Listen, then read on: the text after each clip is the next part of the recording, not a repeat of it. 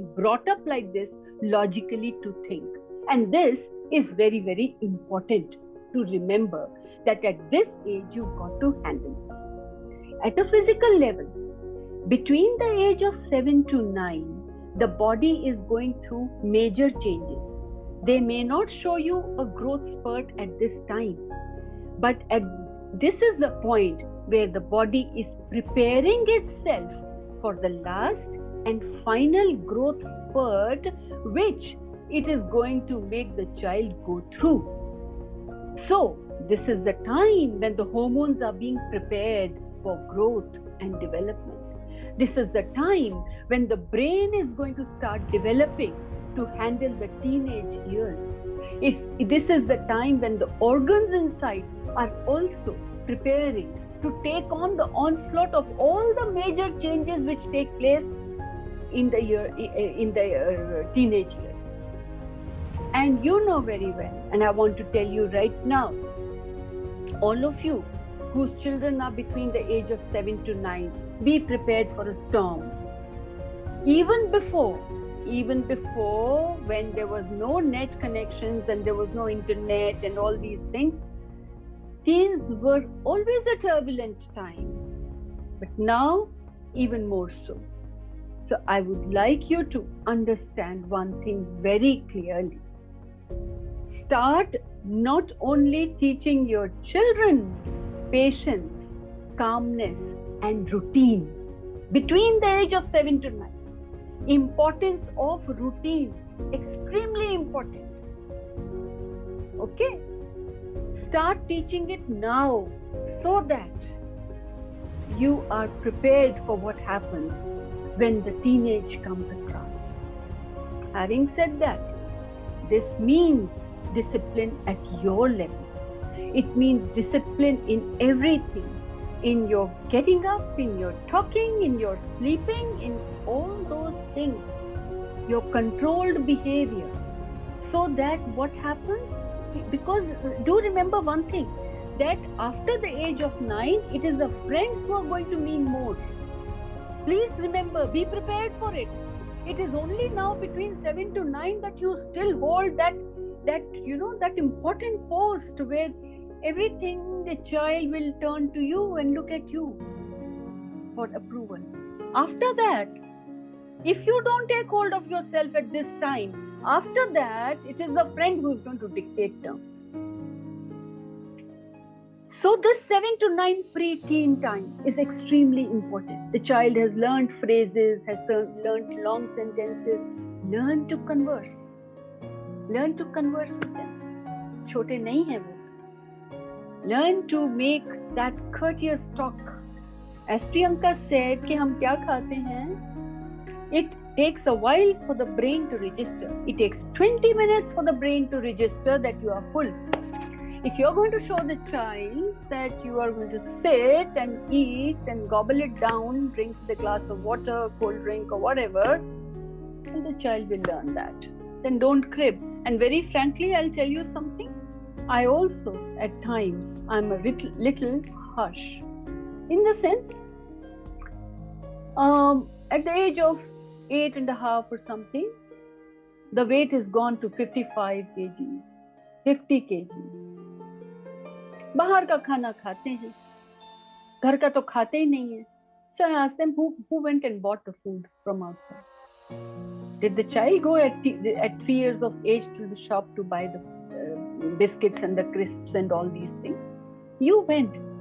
You did that habit. You created that habit. Now you learn how you are going to break that habit.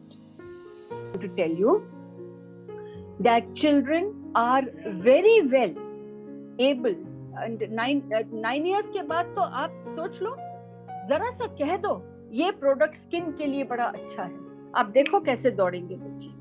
आप कह दो इससे बाल बड़े अच्छे होंगे, हाइट बहुत बढ़ेगी, और देखो बच्चे कैसे. तो मैं आपको अब जल्दी से 5 मिनट्स में, अगर आप लिखना चाहो पेपर पेन पे लिखो, हर बच्चे की दिन की जरूरत क्या है, किस तरह से वो पूरी करनी है.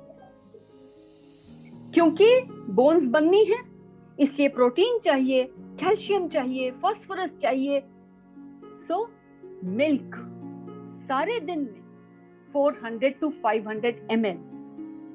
जरूरी नहीं है दूध के फॉर्म में आप दीजिए। बच्चे को पनीर पसंद है, पनीर दे दो। मैंगो शेक पसंद है, मैंगो शेक दे दो। कस्टर्ड दे दो, खीर दे दो, किसी भी तरह से। आप इतना कुछ करते हो बच्चों के लिए।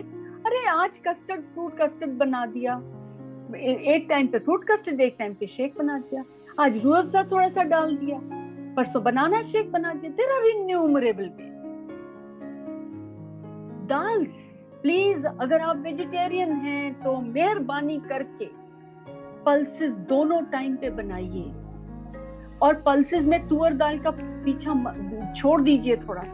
राजमा, छोले, लोबिया, मोठ, ये सब दालें ही हैं। मटर दाल है।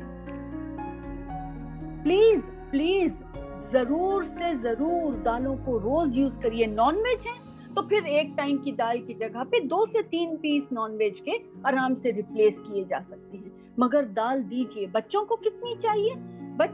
7 to 9 वाले बच्चे को सिर्फ 1 कटोरी लंच में, 1 कटोरी डिनर में। पर 9 इयर्स के बाद लड़की बेशक 1-1 कटोरी खाए, बट लड़के के लिए 3 कटोरी दिन भर में चाहिए। 3 से 4 कटोरी प्रोटीन चाहिए ही चाहिए। नहीं खाते, मैं बताती हूँ तरीका।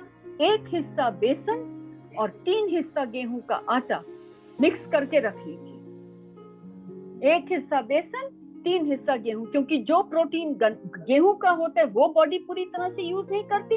जो प्रोटीन दाल में होता है वो बॉडी यूज नहीं करती। इकट्ठे मिल जाते हैं तो वो दूध अंडे की बराबरी करता है। इस आटे का यूज करिए रोटी के लिए। और अच्छा बनाना चाहते हो, इसको दूध में गूंथ लो। दूध भी गया, दोनों तरह से प्रोटीन गया, और बढ़िया रोटी आप बना सकते हो। सेकेंडली, एक बॉटल बनाइए अपने घर की। उस बॉटल में मुट्ठी, मतलब बराबर के अमाउंट में बादाम, काजू, भुना चना, भुनी मूंगफली, थोड़ी किशमिश, अगर कोई डायबिटिक नहीं है, थोड़ी किशमिश, मुनक्का और तिल जो होती है, सब कुछ भुना हुआ उसमें डाल दीजिए। और एक सबके हिस्से की एक छोटी छोटी प्यारी प्यारी सी कटोरियां रखिए।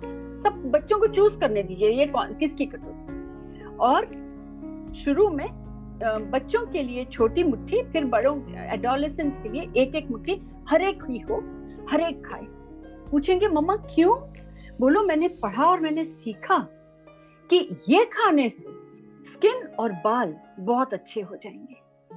और मेरे को बताएगा कि 6 वीक्स अगर मैं खाऊंगी, और मेरे को पता है कि अगर आप ये 6 वीक्स खाते हो ये सब, तो चेंज होना ही होना है। आपके बालों ने अच्छा होना ही होना है, आपकी स्किन ने अच्छा होना ही होना है, क्योंकि सब कुछ जो फूड है स्किन के लिए, हेयर के लिए, वो आप खा रहे हो, तो कैसे नहीं अच्छा होगा? बाहर के शैम्पू कुछ नहीं करते।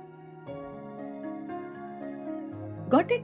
Now, from here, I will come to another important aspect of food, and that is fruits and vegetables. बड़ी लड़ाई होती है, फल नहीं खाते, सब्जी नहीं खाते, सब्जी नहीं खाते, सब्जी नहीं खाते, भिंडी खाते, सिर्फ भिंडी खाते।